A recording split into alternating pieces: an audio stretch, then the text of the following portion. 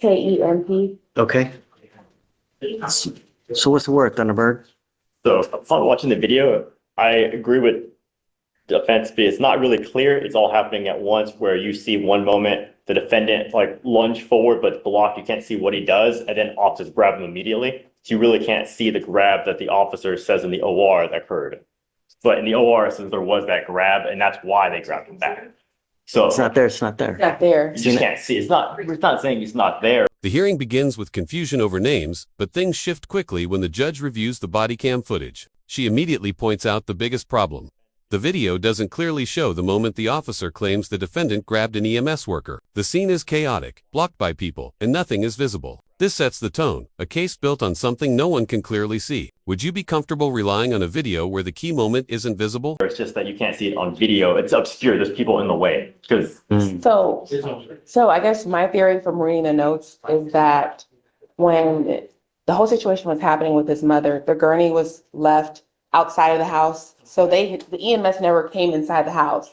They were asking the son who opened the door the mother has to walk outside. And he was like, my mother can't walk outside because she's having trouble breathing. Mom eventually comes outside, gets on the stretcher. The stretcher is then taken into the ambulance. The son is running after the stretcher because they're trying to make sure that their mom is fine. The judge starts piecing together what happened that night. EMS didn't even go inside the home. They asked the son to bring his mother outside, even though she was struggling to breathe. The mother eventually comes out, gets onto the stretcher, and the son follows behind in a panic. This is a family in crisis. And honestly, who wouldn't be running after their mom if she couldn't breathe? What the commotion that arises is that, for me, I feel like nobody knew who exactly pushed who, but it's more of an emergency situation about a child caring for his mom who's having a serious medical issue. I mean, times like this, when you have a medical emergency, right? It's always chaos. Mhm. I mean, there's chaos ensues, right? Is he really trying to prevent an EMS person from doing their job? So you look at the Alex? totality of the facts, it's like, how are you supposed to, how is he trying to prevent someone from doing their job when all he's trying to do is make sure that he's healthy? Here's where the emotional heart of the case comes in. The judge openly acknowledges that this was chaos, a medical emergency, a mom in distress, and a son trying to help. She questions whether anyone really knows who pushed who. Was the defendant actually interfering, or was he just a worried son trying to protect his mother? This is where viewers might feel torn. Where is the line between panic and interference? Helping his mother, who they said, hey, we're not going to come to the house to even bring you in. Did he pull the arm off?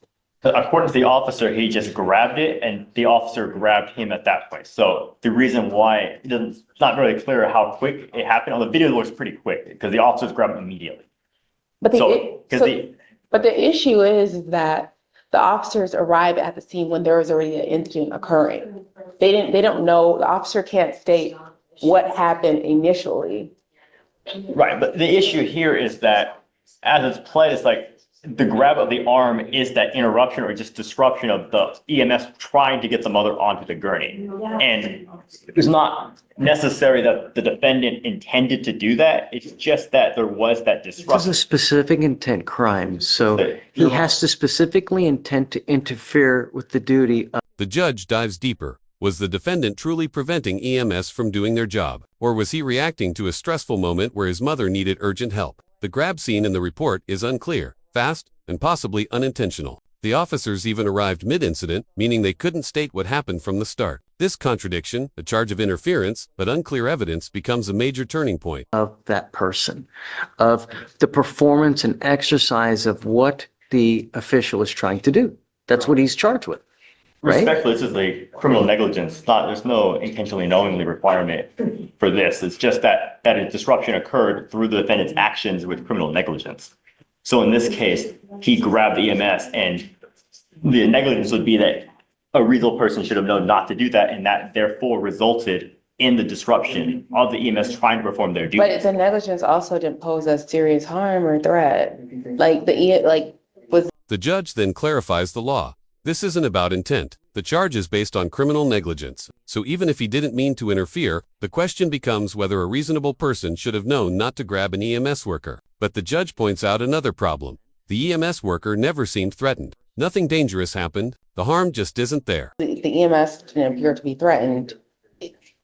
I just don't think it's enough. I mean, even if they were to give us an offer, if we take this case literally to trial, the mom is going to testify as to what happened, including the brother and the dad, because they were also witnesses, which I spoke to all of them.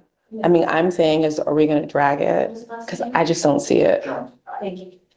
Your Honor, our position would be that there's enough to move the case forward with probable cause. Whether there's issues for trial is another I issue. mean, in that sense, he's right. I mean, Yeah. it's just a probable cause hearing. Is there enough to move forward? Because it's a very low burden, right? Yes, I agree with you. Is it enough to find someone beyond a reasonable doubt guilty? Perhaps not. This leads to the biggest issue. The video doesn't support the accusation. The officers didn't see the start of the chaos. The family says it happened fast, and the body cam footage is blocked. The judge even notes that dragging this case to trial would put the whole family on the stand. The mom, the brother, the dad, all saying the same thing. Should a family already dealing with a medical emergency be dragged into court over something so unclear? Not. And I'm also basing my arguments as what is actually the evidence that we currently have to kind of figure out the confusion on what actually happened that night. Because the video is not clear at all, which sucks. It is not clear, so, and really our reliance is on the sworn statement by the officer in the DIMS. So let's look up, because it says here, by grabbing EMS responders' right arm, interrupt, disrupt, impede, and interfere. The state argues that this isn't about guilt, just probable cause, a very low bar. But the judge isn't convinced. She reminds everyone that the evidence is messy. The video doesn't show the critical moment, and the sworn statement is the only thing supporting the charge. Is that enough? Does a rushed grab in a medical panic equal a crime? With Sanders, a person employed to provide emergency medical services, including the transportation. I'm sorry, this is what I'm looking at. Did then and there unlawfully with criminal negligence. What does criminal negligence mean? Let's look it up. Yes, Judge. The defendant should have been aware of a substantial and unjustifiable risk of harm. Is there substantial and unjustifiable risk of harm in this case? One moment, Your Honor. The risk must be so significant that it's a gross deviation from what a reasonable person would do.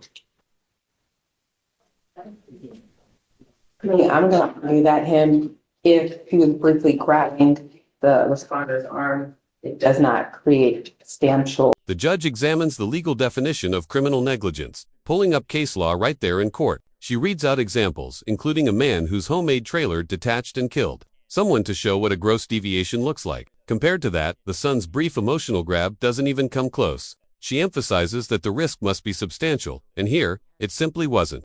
Or unjustifiable risk of harm. Being the fact that due to the nature of the situation, he was acting emotionally.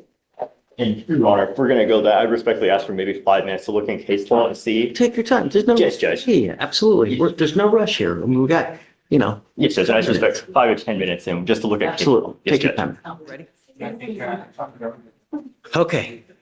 Once and for all. Yes, Judge. And after reviewing the video and reading case law where there's a case Duncan Telvey State where they describe it as essentially shutting down, even we looked at it, we don't see that here. Okay, I'm going to find no problem. Yes, Judge. All right. Yes, Judge. After reviewing the law, the video, and the circumstances, the defense returns from checking more case precedent. They confirm that the situation doesn't meet the standard. The judge agrees. She officially finds no probable cause. It's a huge moment. The case collapses right there. Relief fills the room. All right. Your Honor. Good job. Thank you. Thank you. And I'm going to tell you, look, from what I read, I was looking at case law as well, too. And it said the gross deviation is such that, like, there was a guy who had a trailer, right, who didn't put chains on the trailer. The trailer detached. It was a homemade trailer. It detached and it killed someone. That's a gross That's why I deviation. You know what I mean? video and it was just Yeah. very brief. Yes, Judge. We have enough cases. Yes, Judge. Thank you, Your Honor. Thank you, Judge. Good job.